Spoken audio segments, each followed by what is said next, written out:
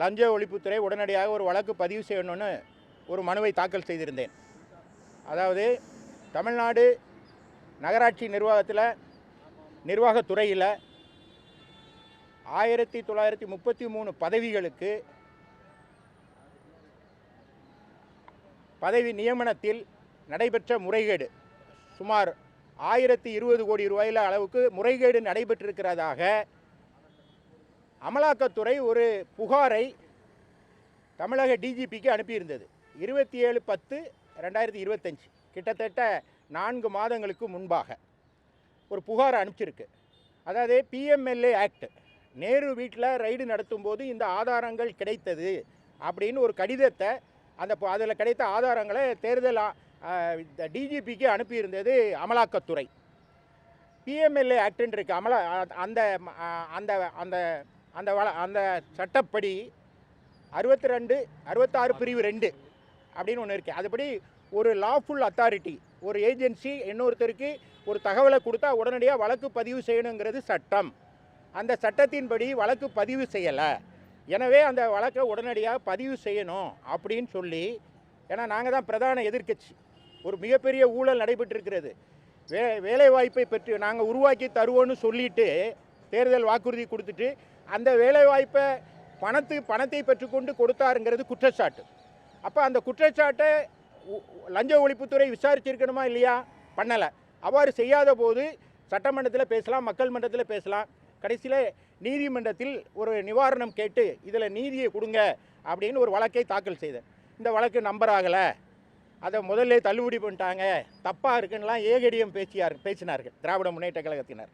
இப்போ என்ன ஆச்சு அப்படின்னா, அந்த வழக்கு விசாரணைக்கு வந்தபோது இன்பதுரை அதிமுக எம்பி அவர் அரசியல் ஆதாயத்துக்காக இந்த வழக்கை தாக்கல் செய்கிறாருன்னு சொன்னாங்க.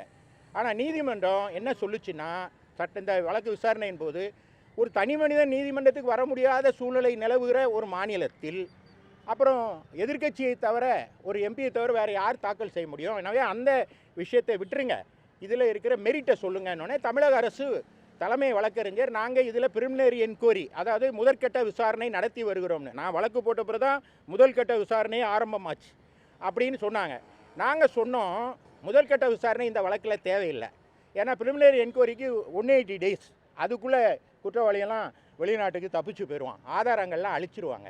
எனவே உடனடியாக இதில் எஃப்ஐஆர் போடணும் அப்படின்னு கேட்டிருந்தோம். இந்த வழக்கு விசாரணையினுடைய முடிவில் நீதிமன்றத்தை ஒத்தி வைத்து இன்றைக்கு தீர்ப்பு கொடுத்துருக்கு. தீர்ப்பில் என்ன சொல்லியிருக்காங்க அப்படின்னா, இந்த வழக்கை கடந்த அக்டோபர் மாதம் கொடுத்த ஒரு ஆதாரங்களை வச்சுக்கிட்டு நீங்கள் வழக்கு பதிவு செய்யாத நிலையை நான் பார்க்கும்போது இந்த வழக்கை வேற ஒரு ஏஜென்சி, அதாவது சிபிஐ போன்ற வேற ஒரு ஏஜென்சிக்கு விசாரணைக்கு கொடுத்து விடலாம் என்று கூட நாங்கள் நினைத்தோம். அது நீதிபதி சொல்கிறாரு, நாங்கள் நினைத்தோம், ஆனால் நீங்கள் பிரிமினரி என்கொயரி நடத்துகிறதா சொல்கிறீங்க, இந்த வழக்கில் பிரிமினரி என்கொயரி தேவையில்லை, ஏன்னா குற்றவாளிகள் தப்பிச்சு போயிடுவாங்க, ஆவணங்கள் அழிக்கப்படும், அதில் இருக்கிற அந்த வழக்கினுடைய சாராம்சத்துக்கு அதுக்கு தேவையான ஆதாரங்கள் அளிக்கப்பட்டு விடுங்கிறதுனால ஃபோர்த் வித்துன்னு ஒரு வார்த்தையை பயன்படுத்தாங்க. அதாவது உடனடியாக எஃப்ஐஆர் ஃபைல் பண்ணுங்கள் அப்படின்னு லஞ்ச ஒழிப்புத்துறைக்கு இதில் உத்தரவிட்டிருக்காங்க. இதன் மூலமாக என்ன அப்படின்னா, இந்த குற்றச்சாட்டை நான் மட்டும் வைக்கல, நேற்று போனாங்களே பிரேமலதா, அவங்க கூட சொல்லியிருந்தாங்க இந்த வழக்கில் பெரிய தவறு நடந்திருக்கு அப்படின்னு அந்த அம்மாவும் அப்போ கொடுத்தாங்க, எல்லா எதிர்க்கட்சிகளும் சொன்னோம். இப்போ நீதிமன்றத்துக்கு வந்து தான் இதை நீதியை தேட வேண்டியிருக்கு. இப்போ நீதிமன்றம் ஒரு நல்ல தீர்ப்பை வழங்கியிருக்கிறது, உடனடியாக வழக்கை பதிவு செய்து அதன் மீது நடவடிக்கை எடுப்பாங்கன்னு நாங்கள் நம்புகிறோம். இல்லை, ஆதிநாராயணன் வழக்குக்கு எங்களுக்கு சம்மந்தம் இல்லை, அது மதுரையில் ஃபைல் பண்ணப்பட்டது. அந்த வழக்கை பற்றி அதுக்குள்ளே நம்ம ஏன் பேசணும்? அதுக்கு எங்கள் வழக்குக்கு சம்மந்தம் இல்லை. எங்கள் வழக்குங்கிறது இதில் ஒரு லாஃபுல் அத்தாரிட்டி, அதாவது இடி ரைடு பண்ணி அவர் அமைச்சர் நேரு வீட்டில் ரைடு பண்ணும்போது சில ஆவணங்களை கைப்பற்றுறாங்க. அந்த ஆவணங்கள் மூலமாக அவங்களுக்கு என்ன தெரிய வருதுன்னா, இந்த பதவி நியமனம் இருக்கு இல்லையா, இந்த பணியாளர் நியமனம், அதில் பெரிய ஊழல் நடந்திருக்கதா அவங்கள்ட்ட கிளிஞ்சிங் எவிடன்ஸ் கிடைச்சிருக்கு. அந்த எவிடன்ஸை அவங்க வச்சுக்கிட்டு அப்படியே தூங்க மாட்டாங்க, ஏன்னா அது லாஃபுல் அத்தாரிட்டி. எனவே மாநில அரசு தான் அதுக்கு பொறுப்பு அப்படின்னு டிஜிபிக்கு அனுப்புகிறாங்க. ஆனால் டிஜிபி என்ன செய்கிறாரு, அதை உடனடியாக லஞ்ச ஒழிப்புத்துறைக்கு அனுப்பிச்சு வழக்கு பதிவு செய்ய சொல்லியிருந்தால் நாங்கள் வந்திருக்க மாட்டோம். ஆனால் நாங்கள் இந்த வழக்கில் அதிமுக சார்பில் நானே வழக்கு போட்டு உடனடியாக வழக்கு பதிவு செய்யணும். ஏன்னா பிஎம்எல்ஏ சட்டம் தெளிவாக சொல்லுது, 66(2) பிரிவு 2 என்ன சொல்லுதுன்னா, ஒரு லாஃபுல் அத்தாரிட்டி ஒரு டாக்குமெண்ட்டை கொடுக்கும்போது தெருவில் போகிறவங்க இல்லை, அப்போ ஒன்று டாக்குமெண்ட் கொடுத்துருக்காங்க, அந்த டாக்குமெண்ட் படி ஏன் நீங்கள் நடவடிக்கை எடுக்கல என்று கேட்டோம். நான் முதல்ல ஒரு புகார் கொடுத்தேன். அந்த புகாரில் நடவடிக்கை எடுக்கல. நான் நீதிமன்றத்துக்கு வந்த பிறகு தான் அவங்க ரெஜிஸ்டர் பண்ணாங்க. அது ரெஜிஸ்டர் பண்ணி பிரிலிமினரி என்கொயரி நடந்துகிட்டு இருக்குன்னு சொல்கிறது போதாது. ஏன்னா எல்லாம் குற்றவாளிகள் தப்பிச்சிருவாங்கங்கிற எங்களுடைய வாதத்தை நீதிமன்றம் ஏற்றுக்கொண்டு ஃபோர்த்வித், அதாவது உடனடியாக அப்படிங்கிற வார்த்தையை அதில் பயன்படுத்தியிருக்கார். உடனடியாக அவர்கள் மீது, நேரு மீது உடனடியாக வழக்கு பதிவு செய்ய வேண்டும் என்று உத்தரவிட்டிருக்கிறார்கள்.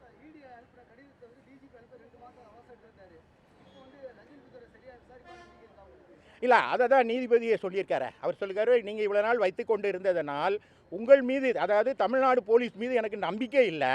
நான் அதை வேறு ஏஜென்ட், ரொம்ப கேவலங்க, ஒரு அரசாங்கத்துக்கு இதை விட கேவலம் வேண்டாம். நான் வேறு ஏஜென்சிக்கு கொடுத்துடலாம் அப்படின்னு நாங்கள் நினச்சோம். ஆனால் நீங்கள் பிரிலிமினரி என்கொயரி நடத்தி கொண்டு இருப்பதனால் நான் அதை ஏற்றுக்கொண்டு, ஆனால் பிரிலிமினரி என்கொயரி இந்த வழக்கிற்கு தேவையில்லை, அதனால் உடனடியாக எஃப்ஐஆர் போடுங்க அப்படின்னு சொல்கிறேன் என்று சொல்லிவிட்டார். இப்போது அதிமுக மந்திரி வீட்டில் ரைடு நடத்துகிறீங்க, எப்போ எஃப்ஐஆர் போடுவீங்க? ஒரு விஓட்ட யார்கிட்டயோ ஒருத்தட்ட ஒரு கம்ப்ளைண்ட்டை வாங்கி ராத்திரியே 11 மணிக்கு எஃப்ஐஆர் போட்டு காலையில் பல்லு விளக்கு முன்னாலே நேராக ரைடுங்கிற பேரில் கதவை தட்டி முன்னாள் அமைச்சர்கள் வீட்டில். நீதிங்கிறது எல்லாருக்கும் பொதுவானது தானே. ஆனால் நேருக்கு மட்டும் இவ்வளவு லேட் ஆகிறதுக்கு என்ன காரணங்கிறதான் பொதுமக்கள் கேட்குறாங்க. இதில் இன்னொன்று சொல்லியிருக்காங்க, இதை வழக்கை பதிவு செய்து ரிப்போர்ட்டை ஃபைல் பண்ணணும்னு சொல்லியிருக்காங்கிறதையும் உங்களோட கவனத்திற்கு தெரிவித்துக் கொள்கிறேன்.